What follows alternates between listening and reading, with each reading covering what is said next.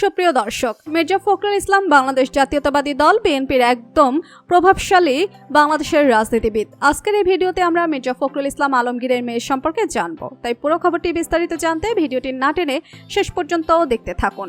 Australian of the year পুরস্কার পেয়েছেন মির্জা ফখরুল ইসলাম আলমগীরের মেয়ে। বুধবার 9 নভেম্বর স্থানীয় সময় বেলা 11টায় বিভিন্ন ক্যাটাগরিতে পুরস্কার জয়ীদের হাতে অ্যাওয়ার্ড তুলে দেওয়া হয়েছে।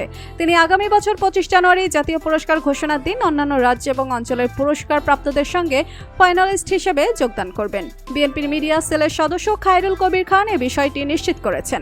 অপরদিকে দলের মহাসচিবের মেয়ের এমন পুরস্কার অর্জনের কথা শুনে বিএনপির নেতাকর্মীরা অভিনন্দন জানিয়ে তার জন্য মেয়ের জন্য দোয়া করেছেন। তার এমন সাফল্য দেশ এবং দলের জন্য গর্ব। সামারু মির্জা আগে ঢাকা বিশ্ববিদ্যালয়ের প্রাণ রসায়ন বিভাগের শিক্ষক ছিলেন। বর্তমানে তিনি অস্ট্রেলিয়াতে স্বামী সন্তান নিয়ে আছেন। সেখানে একটি বিশ্ববিদ্যালয়ে পোস্ট ডক্টরেট ফেলোশিপ নিয়েছেন।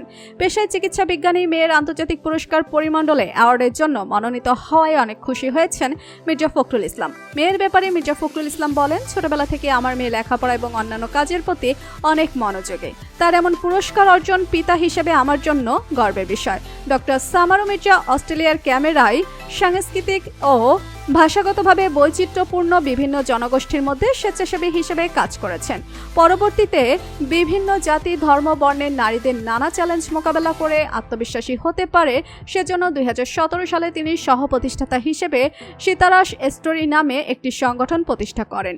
এটি নারীদের স্বাস্থ্য, গর্ভস্থ সহিংসতা, নিজের যত্ন ও দক্ষতা উন্নয়ন নিয়ে আলোচনা করে। 2021 সালে সংস্থাটিকে এসিটি মেন্টাল হেলথ মান্থ অ্যাওয়ার্ড পুরস্কারে ভূষিত করা হয়েছে।